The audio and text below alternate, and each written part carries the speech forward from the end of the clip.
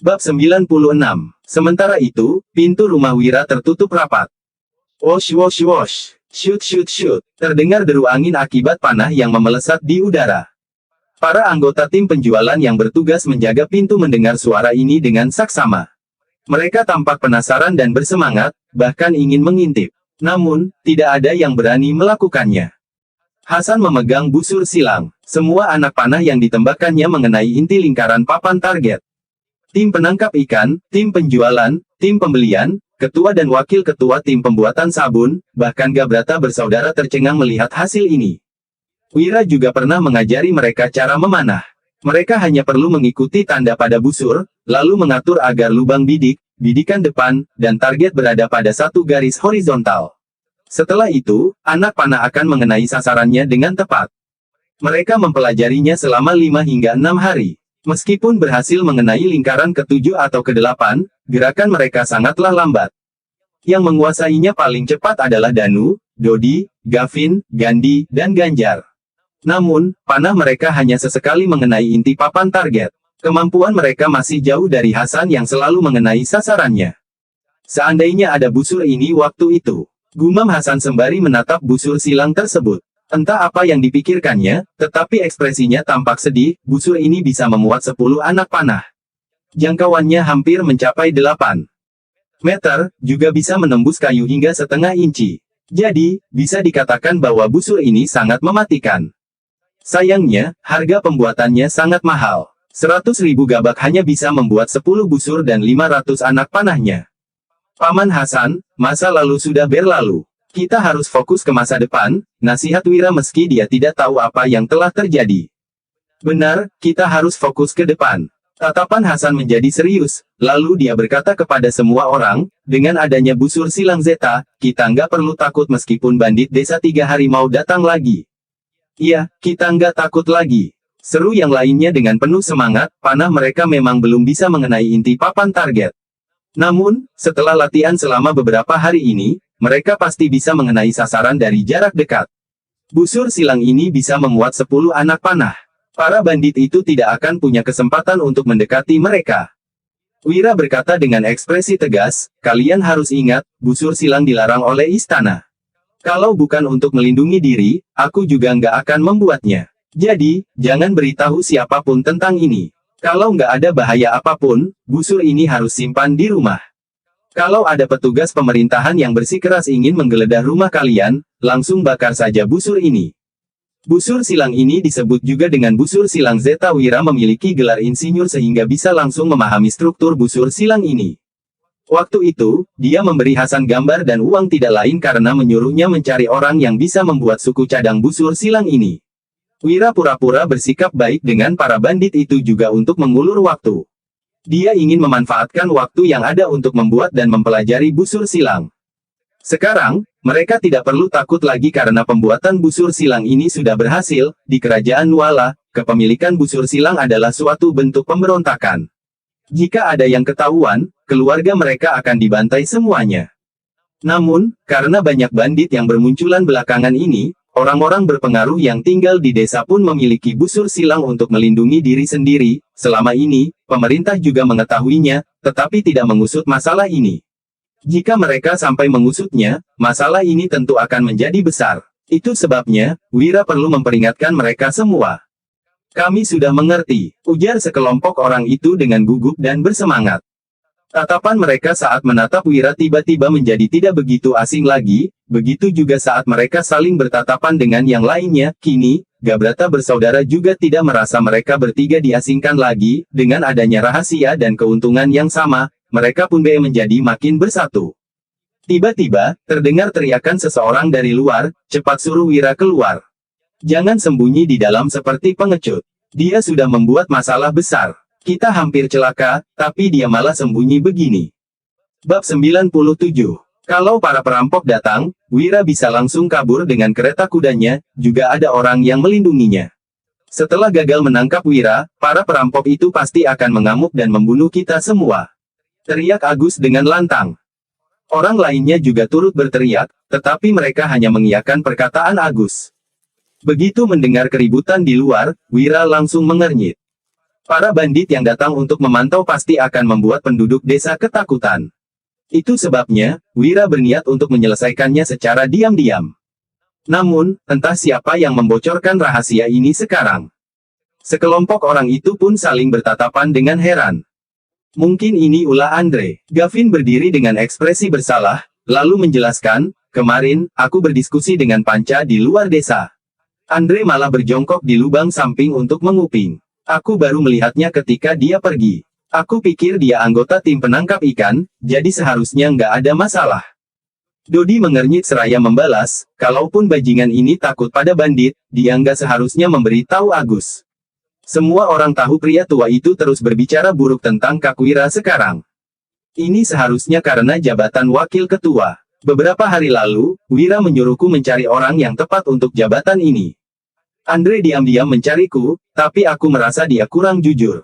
Mungkin, dia marah karena aku menolaknya waktu itu, sahut Hasan sambil mengernyit, posisi wakil ketua tim penangkap ikan masih kosong sehingga banyak orang yang mengincarnya. Banyak orang yang memberi Hasan hadiah, tetapi dia menolak membocorkan informasi apapun. Dia hanya mengatakan kepada mereka bahwa semua tergantung pada kinerja masing-masing, siapa sangka, malah ada kejadian seperti ini sekarang. Wira memicingkan matanya sambil berkata, nggak masalah juga kalau mereka tahu. Justru begini baru bagus. Hasan bertanya dengan heran, bagus. Begitu masalah ini tersebar, Dusun Darmadi akan kacau. 4 tim mereka juga mungkin tidak bisa bekerja lagi. Wira menjelaskan dengan serius, kita hanya bisa mengetahui karakter asli seseorang saat berada di masa sulit. Setelah melalui masalah bersama, kita baru tahu siapa yang bisa diandalkan, kita akan beri jabatan tinggi pada orang yang bisa dipercaya, lalu jauhkan yang lainnya dari tim inti, dengan begini, kita bisa menghindari masalah ke depannya. Contoh saja Andre, baru masalah kecil begini, tapi dia sudah mengkhianati kita. Ada bagusnya juga kalau wajah aslinya ketahuan lebih cepat, daripada terjadi masalah besar nantinya, lanjut Wira. Iya, benar, sahut Hasan dan lainnya sambil mengangguk. Simpan busur silang kalian, aku akan keluar dulu untuk menenangkan mereka semua, perintah Wira. Kemudian, dia langsung mendorong pintu dan berjalan keluar, begitu melihat sosok Wira, para penduduk yang gelisah langsung terdiam. Banyak yang hendak berbicara, tetapi pada akhirnya hanya menunduk setelah melihat sorot mata Wira, mereka ikut datang kemari hanya untuk menanyakan solusi atas kedatangan para bandit itu. Sebagian besar orang memang tidak berani menyalahkan Wira, tetapi tetap ada yang berpikiran bahwa semua ini adalah salah Wira. Saat ini, Wira melirik seluruh orang yang datang mencarinya. Dia mendapati bahwa orang-orang yang berteriak itu bukanlah karyawannya. Mereka pun terlihat sangat tidak puas terhadapnya, sebagian kecil adalah anggota keluarga karyawannya. Ekspresi mereka dipenuhi kecemasan dan keterkejutan. Jelas, mereka pasti ketakutan karena kabar ini, hal ini bisa dimengerti Wira. Bagaimanapun, para bandit itu tidak akan ragu-ragu untuk membunuh orang. Di sisi lain, Agus tampak sangat bangga, sedangkan Andre menunduk dan tidak berani menatap Wira. Agus meletakkan kedua tangannya di belakang punggung, lalu menengadah sambil bertanya. Wira, para bandit itu sudah berhari-hari memantaumu, kenapa kamu nggak memberitahu kami? Apa kamu tahu seberapa bahaya masalah ini? Ini menyangkut keselamatan semua orang, kamu anggap nyawa kami nggak penting. Agus mengira bisa menjatuhkan Wira hari ini karena telah menangkap kesalahannya. Setelah itu, dia akan memulihkan prestisenya sebagai kepala suku dan menggantikan posisi Wira. Dia akan memimpin tim penangkap ikan, tim penjualan, tim pembuatan sabun, dan tim pembelian, semua ini akan menjadi miliknya. Para bandit itu datang untuk membunuhku atau kalian. Situasi siapa yang lebih bahaya sekarang? Tanya Wira. Kemudian, dia memicingkan matanya seraya melanjutkan dengan dingin, apa gunanya kalau aku memberitahu kalian semua? Supaya kalian ketakutan, nggak bisa makan dan tidur. Begitu mendengar jawaban ini, para penduduk desa yang berteriak seketika terdiam. Agus pun tidak bisa berkata-kata. Dia menimpali, kamu bisa naik kereta kuda dan kabur tanpa memberitahu kami. Selain itu, antek-antekmu juga akan melindungimu. Para bandit pasti marah besar kalau gagal menangkapmu. Mereka pasti akan membunuh kami. Aduh. Sebelum menyelesaikan ucapannya, seseorang tiba-tiba menghampiri dan menamparnya, pelakunya adalah Dodi. Dia memaki dengan marah, siapa yang kamu bilang antek-antek? Aku, Begitu Agus membuka mulutnya, dua giginya langsung rontok. Dia menunjuk Dodi seraya membentak, "Brengsek kamu. Beraninya kamu bersikap kurang ajar begini. Lancang sekali." Ah. Bab 98. Crack. Dodi meraih jari tangan yang diulurkan Agus, lalu mematahkannya dan menghardik, "Namaku Zabran, bukan bajingan. Kamu terus berbicara buruk tentang Kakwira, aku sudah lama ingin menghajarmu. Bersikaplah lebih patuh lain kali. Kalau terulang lagi, aku akan pergi ke rumahmu dan menghajarmu. Coba saja kalau nggak percaya." "Ah, kamu," teriak Agus yang kesakitan karena jari tangannya patah. Dia menatap Dodi yang bersikap tidak masuk akal tanpa bisa melontarkan kalimat yang utuh. Di sisi lain, Wira menghampiri Andre dan bertanya, "Kenapa kamu mencari Agus? Apa maksudmu?" Aku takut kamu mengabaikan kami saat para bandit itu datang. Kalau gagal, mereka pasti akan marah besar dan membunuhku," jawab Andre sambil menunduk. Sekujur tubuhnya gemetaran tak terkendali. Wira menyipitkan matanya, lalu menimpali, "Kamu memberitahu Agus supaya dia menahanku. Jadi, ketika para bandit datang, mereka tinggal membunuhku dan kamu akan aman." Bukan begitu," ucap Andre dengan panik sembari melambaikan tangannya. Dia terlihat seperti orang yang tidak bersalah.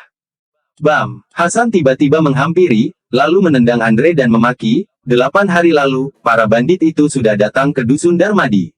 Aku menyuruh Wira segera pergi ke kabupaten dan bawa Wulan. Dengan kemampuannya menghasilkan uang, dia bisa saja tinggal di kabupaten selamanya. Tapi, dia malah bertanya, gimana nasib kalian kalau para bandit itu datang setelah dia pergi? Dia bertahan di Dusun Darmadi demi kalian semua, tapi kamu malah berprasangka buruk terhadapnya. Kamu bahkan mencari Pak Agus dan membawa orang-orang kemari. Di mana hati nuranimu?" lanjut Hasan. Banyak penduduk desa berlinang air mata mendengarnya. Bahkan, ada yang menangis dengan terseduh-seduh. "Sudah kubilang, Kakwira bukan orang seperti itu. Kamu malah ngotot mau datang untuk bertanya." "Benar, kalau mau kabur, Kakwira pasti sudah kabur sejak awal. Mana mungkin dia tinggal sampai hari ini. Kakwira, cepat pergi dari sini. Nyawamu akan terancam kalau terus di sini. Para bandit itu benar-benar kejam. Iya, cepat tinggalkan Dusun Darmadi. Kamu sangat hebat karena bisa memberi begitu banyak orang kerjaan. Kami sudah tua, nggak masalah kalau para bandit itu membunuh kami. Kakwira nggak boleh terus berada di sini. Suruh dia cepat pergi ke kabupaten. Kalau Dusun Darmadi kehilangan Kakwira, kehidupan kita nggak akan sebaik ini lagi. Paman Hasan, cepat bujuk Kakwira. Bawa dia ke kota, jangan tinggal di dusun ini lagi." Para penduduk desa terus mendesak Wira untuk meninggalkan Dusun Darmadi. Ada yang melakukannya karena berbaik hati, juga ada yang karena keegoisan masing-masing, namun, kebanyakan orang mendesaknya karena mempertimbangkan generasi selanjutnya. Mereka berharap anak dan cucu mereka bisa menjalani kehidupan yang baik dengan bantuan Wira. Agus tentu tercengang melihat situasi ini. Sementara itu, Andre terus menggeleng dan berkata, "Kak Hasan, bukan begini. Aku hanya khawatir pada keselamatan semua orang, makanya suruh Pak Agus memikirkan cara. Kak Wira, tolong maafkan aku. Aku sudah salah." Wira memerintah dengan ekspresi datar, "Paman Hasan, bayar dia bonus bulan ini.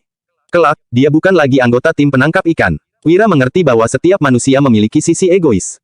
Dia tidak merasa kecewa karena tidak mengharapkan apapun. Namun, dia tidak akan memberi kesempatan pada orang egois yang bodoh dan mengkhianatinya. "Kak Wira, maafkan aku. Aku nggak mau meninggalkan tim penangkap ikan. Keluargaku akan melarat nanti. Aku hanya memberi tahu Pak Agus masalah ini, aku nggak melakukan apa-apa." Mohon Andre sembari menangis. Dia masih bersikap seolah-olah tidak bersalah, tim penangkap ikan mendapatkan gaji dan bonus yang tinggi. Itu sebabnya, Andre dan keluarganya bisa makan kenyang dan hidup tenang setiap hari. Selain itu, pekerjaan seperti ini sangat sulit didapatkan. Wira seakan-akan tidak mendengarnya. Dia menatap para penduduk desa sambil berkata, "Para bandit itu memang akan datang, tapi kami sudah punya persiapan matang. Bagi yang percaya, silakan tetap tinggal di sini. Kalau enggak, kalian boleh menumpang di rumah kerabat atau teman dulu. Setelah masalah ini berlalu, kalian baru kembali." Para penduduk desa pun saling bertatapan, untuk seketika, banyak orang yang tidak tahu harus berbuat apa. "Aku percaya pada Kak Wira. Aku memilih untuk tinggal dan membantunya melawan para bandit." "Aku juga, Kak Wira, kalau aku dibunuh para bandit, tolong biarkan putraku bergabung dengan tim penangkap ikan. Kak Wira, aku sudah sangat puas karena kedua putraku bekerja untuk tim penjualan. Kalau para bandit itu berani mengusikmu, aku akan bertarung mati-matian dengan mereka." "Aku juga, demi Kak Wira, aku bersedia melawan para bandit itu." Setelah seseorang bersuara, orang lainnya pun berteriak dengan makin lantang. Perlahan-lahan, kerumunan menjadi heboh dan bersemangat. Pada zaman ini, orang-orang melewati kehidupan yang susah. Jadi, tidak mungkin ada kerabat ataupun teman yang bersedia menerima mereka. Selain itu, mereka juga tidak ingin meninggalkan tempat ini. Kehidupan di Dusun Darmadi sangat menyenangkan sekarang. Andre tercengang melihatnya. Dia merasa para penduduk desa sudah gila. Bagaimanapun, tidak semudah itu untuk melawan bandit. Gila, kalian semua sudah gila. Kalian semua pasti akan mati. Aku akan pergi beli rumah di kabupaten sekarang juga. Setelah para bandit itu datang, kalian akan tahu seberapa mengerikannya mereka. Teriak Agus sambil berjalan pulang dengan terhuyung. Bab 99. Di Gunung Harimau Hitam, Desa Tiga Harimau. Kak Kadir, Kak Heru, kenapa kalian berpikiran sempit begini? Memungut tarif jalan adalah bisnis yang sangat menguntungkan. Kenapa kalian malah nggak percaya? Cepat lepaskan aku. Aku nggak kerasukan. Tuan Wira nggak melakukan apa-apa padaku. Teriak Jamal. Di dalam sebuah rumah batu, Jamal diikat pada sebuah salib kayu. Terlihat kerak darah yang menempel pada sejujur tubuhnya. Selama 3 hari ini, dia terus disiram dengan darah anjing hitam sehingga tercium aroma yang sangat amis. Seorang bandit bertubuh tinggi yang berdiri di luar berkata, kita sudah menggunakan 10 ekor anjing hitam, tapi ketua Jamal masih belum waras. Sihir yang digunakan cendekiawan di Dusun Darmadi itu benar-benar luar biasa. Kamu benar. Apa kamu tahu berapa anggota kita yang meninggalkan gunung beberapa hari ini? Tanya bandit bertubuh pendek dengan lirih. Apa maksudmu? Sahut bandit bertubuh tinggi itu dengan terkejut. Sudah biasa jika ada bandit yang melarikan diri dari pegunungan. Namun, jumlah orang-orang seperti ini biasanya tidak banyak. Mereka yang memilih untuk menjadi bandit umumnya memiliki masalah di luar sana. Jadi, mereka tidak akan bisa bertahan hidup jika kembali ke masyarakat. Bandit bertubuh pendek itu pun menjelaskan, 10 bawahan yang dibawa pulang ketua Jamal bilang, cendekiawan Dusun Darmadi itu memberi resep rahasia kepada 8 bawahan lainnya. Mereka membuka bisnis di kabupaten dan menghasilkan 500 gabak setiap harinya. Begitu mendengarnya, bandit bertubuh tinggi itu sontak terkesiap. Penghasilan ini sudah termasuk sangat tinggi bagi para bandit Desa Tiga Harimau. Para bandit di sini biasanya hanya dapat makan. Jika ada bisnis besar, mereka baru bisa mendapat ratusan gabak. Bagaimanapun, setiap kali hanya kepercayaan ketiga ketua yang diizinkan untuk ikut serta dalam pembagian keuntungan, bandit bertubuh pendek itu menambahkan dengan lirih, ya, mereka bilang Tuan Muda Wira sangat baik. Asalkan kita bersedia turun gunung, dia akan memberi kita resep rahasia dan mengajari kita berbisnis di kabupaten lain. Kalau terkumpul 10 orang, kita bisa mencarinya. Kita akan diberi 100.000 gabak untuk buka kedai. Ini serius? Tanya bandit bertubuh tinggi itu dengan mata berbinar-binar. Mana tahu, bandit bertubuh pendek itu menghela napas, lalu menimpali, setelah menyebarkan informasi ini, 10 bandit itu langsung turun gunung pagi harinya. Mereka bilang sudah mendapat uang, lalu tinggal mengambil resep rahasia dan berbisnis di kabupaten lain. Itu sebabnya, hari ini dan 2 hari lalu, ada banyak orang yang meninggalkan gunung. Bandit bertubuh tinggi itu memperlihatkan ekspresi mengerti sembari berujar, pantas saja, aku rasa jumlah para bandit berkurang banyak. Rupanya mereka turun gunung untuk berbisnis. 2 hari ini, Ketua Kadir dan Ketua Heru marah besar. Siang ini, Ketua Heru langsung membawa bawahan untuk mencari cendekiawan itu di Dusun Darmadi. Katanya, dia pasti akan memenggal kepala cendekiawan itu malam ini juga. Ucap bandit bertubuh pendek itu seraya. Mendengkus, bandit bertubuh tinggi itu menyahut dengan cemas, cendekiawan di Dusun Darmadi itu menguasai sihir.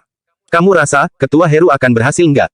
Ketua Heru membawa 20 orang pergi. Semuanya adalah ahli bela diri yang sudah sering membunuh. Dengan adanya begitu banyak orang, sihir-sihir itu pasti nggak akan berguna, balas bandit bertubuh pendek itu. Kak Heru membawa orang pergi membunuh Tuan Wira. Ini gawat, Kak Heru bisa mati. Tuan Wira sangat waspada. Ketika menghadapiku waktu itu, dia sampai memasang 4 perangkap. Kak Heru malah membawa begitu banyak orang. Entah berapa banyak perangkap yang akan diatur Tuan Wira. Kata Jamal dengan panik, kemudian, Jamal berteriak. Seseorang, cepat kabari Kak Kadir, suruh dia perintahkan Kak Heru pulang. Kalau enggak, Kak Heru akan mati di Dusun Darmadi.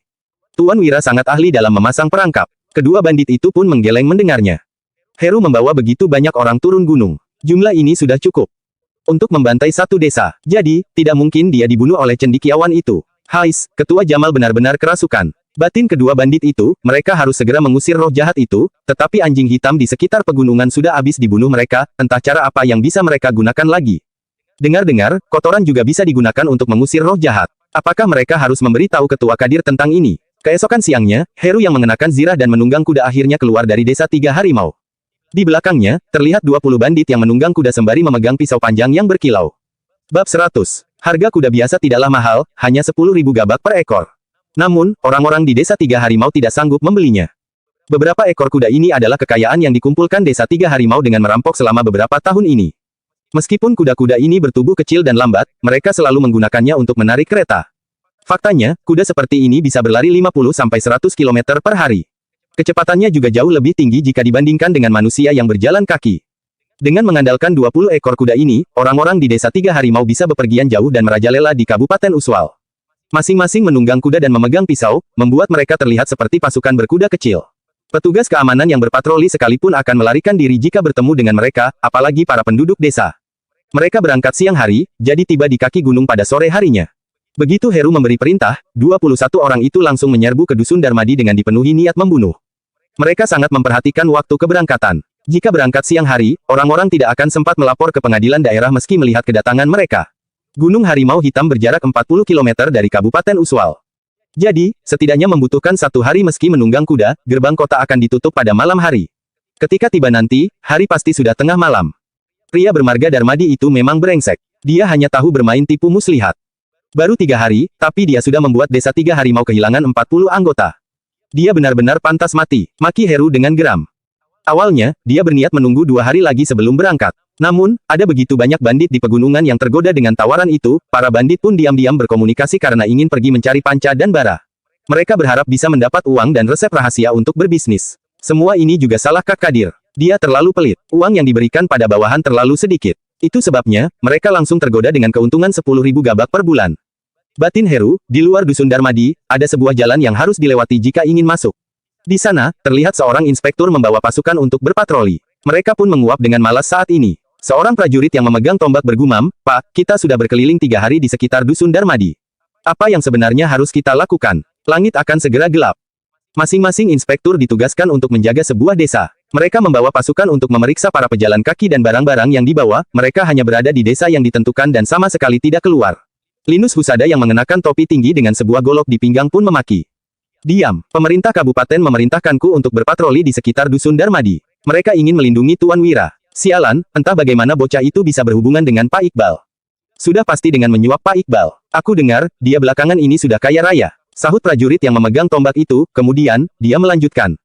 Di seluruh dusun Darmadi, sudah ada 100 orang yang bekerja dengannya. Gaji paling rendah adalah 1.000 gabak per bulan, bahkan makan ditanggung. Para karyawan bisa makan daging lagi setiap harinya. "Diam, kenapa bahas daging di jam seperti ini? Aku lapar gara-gara kamu," teriak Linus. Setelah perutnya keroncongan, Linus melihat bahwa matahari sudah hampir terbenam, dia pun mengernyit sembari berkata, "Sudahlah, kita pulang sekarang. Besok nggak usah kemari lagi." Setelah berjaga 3 hari di sini, sudah saatnya melapor ke pemerintahan kabupaten. Tepat ketika sekelompok orang itu hendak pergi, seorang prajurit yang telungkup di tanah tiba-tiba melapor dengan ekspresi yang berubah drastis. "Pak Linus, aku mendengar suara tapak kuda yang tergesa-gesa, jumlahnya cukup banyak." Ekspresi Linus juga berubah drastis, dia telungkup di tanah untuk mendengar, lalu bangkit dan berteriak, "Cepat sembunyi. Kita lihat dulu siapa orang yang datang." Sekelompok orang itu bergegas bersembunyi di hutan yang terletak di samping. Tidak berselang lama, terlihat 21 ekor udah melaju dengan cepat. "Heru, pria bernama Wira itu pasti diincar desa 3 harimau karena sudah kaya sekarang," kata Linus saat melihat wajah si pemimpin yang agak kekuningan dan memiliki tatapan jahat. Prajurit yang memegang tombak itu pun bertanya, "Apa yang harus kita lakukan sekarang? Apa kita harus membantu?" Linus segera mengerlingkan matanya. Seraya menjawab, "Kalau kamu nggak takut mati, pergi sana. Mereka adalah bandit dari desa 3 harimau, mereka bahkan menunggang kuda kemari. Kalaupun bertambah 1 pasukan, kita tetap nggak bisa membunuh mereka." Mendengar ini, prajurit itu kembali bertanya, "Jadi, bagaimana dengan pemerintah kabupaten?